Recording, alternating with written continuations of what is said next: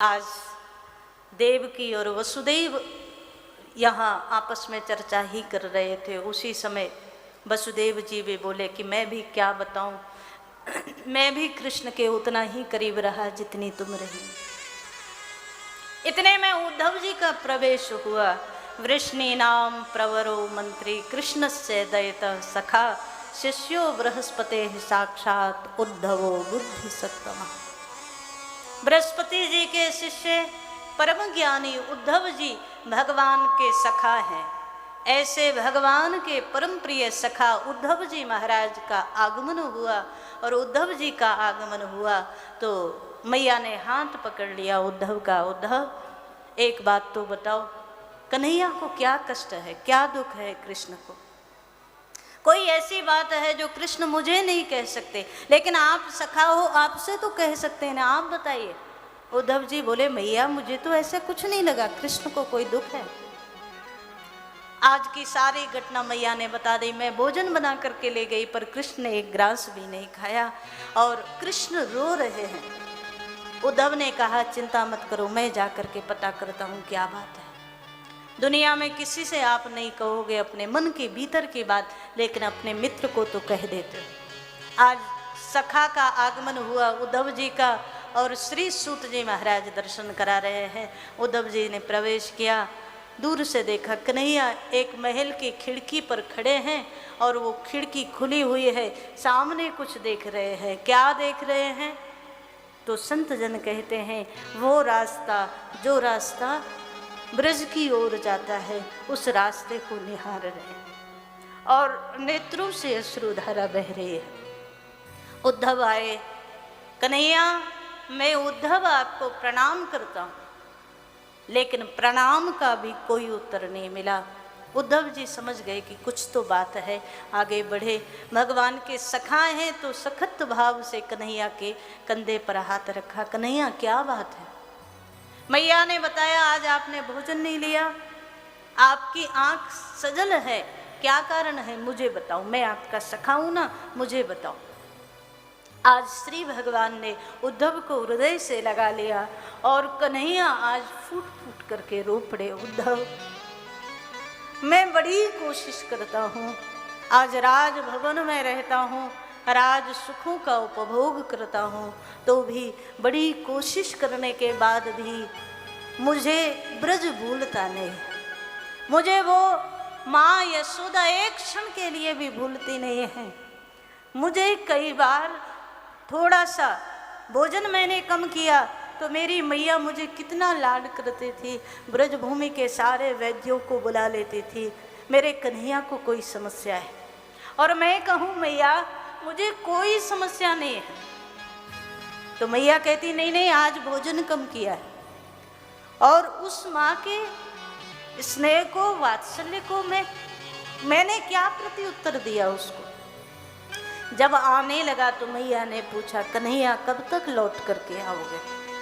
मैंने उस माँ के प्रेम का उत्तर ये दिया कि उसको झूठ बोला, मैं परसों आ जाऊँगा, परस्वः आगमिष्यामि, परसों आ जाऊँगा। आज वो मैया मुझे याद आती है, मुझे वो सब गोप सखा याद आते हैं। श्री राधा रानी का विस्मरण एक क्षण भी मुझे नहीं होता।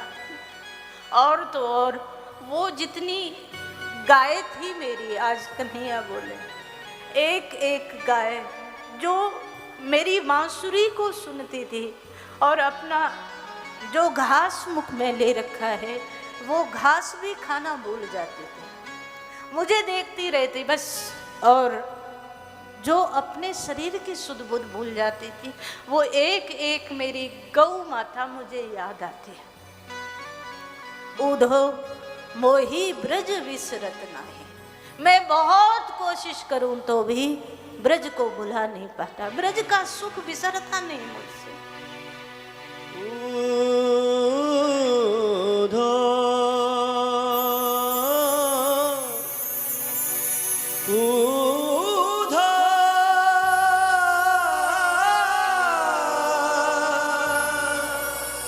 मोहे ब्रज बिसरत राये,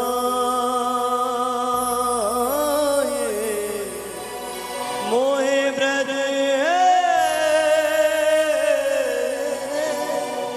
बिसरत नाहि, हंस सुता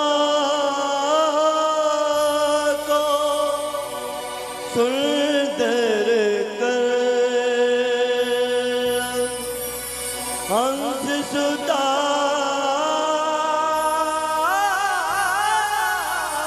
को सुंदर कर,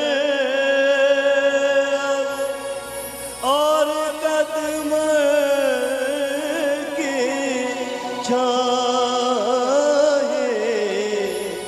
ऊधा,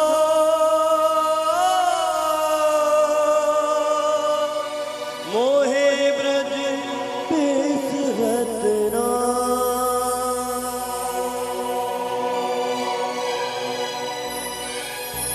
आज कन्हैया रोए, उद्धव मुझे ब्रज का एक एक सुख याद आता है, वो सब प्रेमी जन याद आते हैं, मैं कैसे ब्रज को भूल जाऊं। उन सब ने केवल और केवल मुझे ही अपना प्राणधन मान रखा था। वो सब उस समय गरीब नहीं थे जब मैं था। कन्हैया बोले वो सब मेरे ब्रजवासी उस समय बड़े अमीर थे, क्योंकि उनका धन मैं स्वयं कृष्ण था। आज वो मेरे ब्रजवासी सब गरीब हो गए, मैं उन्हें छोड़कर चला आया। उन्होंने अपने सब सुख मुझसे जोड़ रखे थे, उन्होंने अपने सब दुख मुझसे जोड़ रखे थे, अपना सर्वस्व मुझे मान रखा था, और मैं इतना निष्ठुर, मैं उनको छोड़ करके झूठ बोल करके चला आया। उद्धव जी ने कन्हैया की ओर देखा। कृष्ण, आप परब्रह्म परमेश्वर और ब्रह्म किसी के लिए रोता नहीं है। आप उन गांव के गंवार अनपढ़ लोगों के लिए रो रहे हैं, मुझे समझ नहीं आता। भगवान मन में सोचने लगे, उद्धव शायद ज्ञान की उस अभिमान में भर करके बोल रहे हैं, ये प्रेम को समझे ही नहीं। ज्ञानी की आंख बंद होती है तो सुखी बंद होती है, और प्रेमी की आंख बंद होती है तो सजल बंद होती है। इतना ही अंतर है हमारा। ज्ञानी परमात्मा को पा तो लेता है, लेकिन वो मधुरता भूल जाता है, उसमें मधुरता नहीं होती, वो कठोर होता है। प्रेमी सजल नेत्र परमात्मा को याद करता है। आज श्री सूत जी दर्शन करा रहे हैं।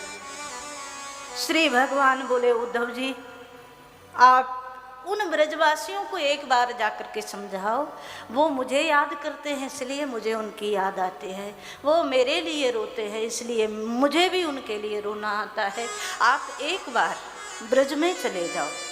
गच्छोद्धव ब्रजम सौम्य पित्रोर्न प्रीति मावह। एक बार आप चले जाइए। गोपीनाम मद वियोगाधिम मत संदेशैर विमोचय।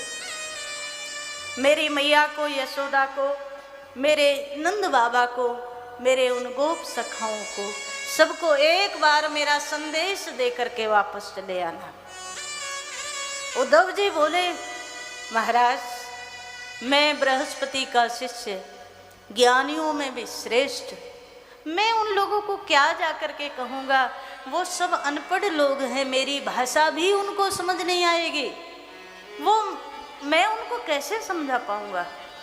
मैं तो वेदांत की भाषा बोलने वाला, वो वेदांत को क्या समझें। उद्धव जी बोले।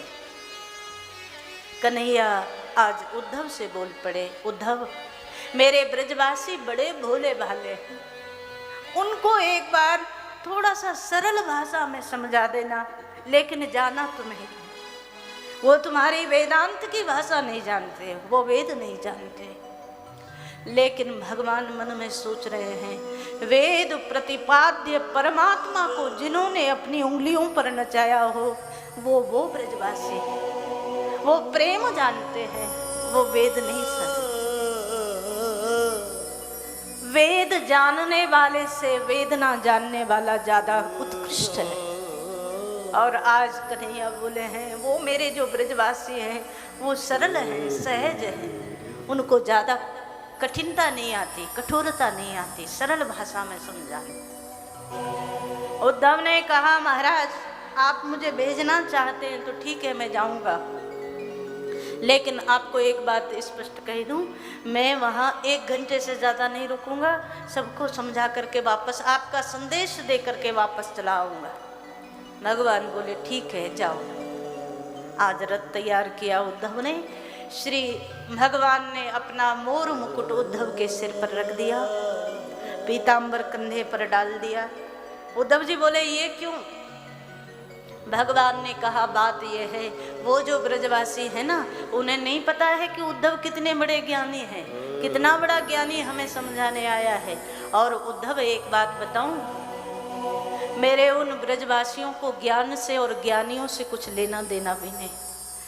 वो जब तुम्हारे सिर पर मेरा मोर मुकुट देखेंगे तो ही तुमसे बात करने आएंगे, वरना वो बात भी नहीं करेंगे।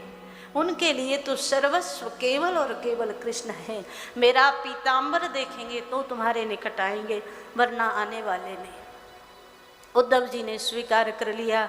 यहाँ से उद्धव जी का रथ चला है ब्रजभूमि की ओर, और आज उद्धव जी ज्ञान के अभिमान में भरे हुए ब्रजभूमि में प्रवेश करते हैं।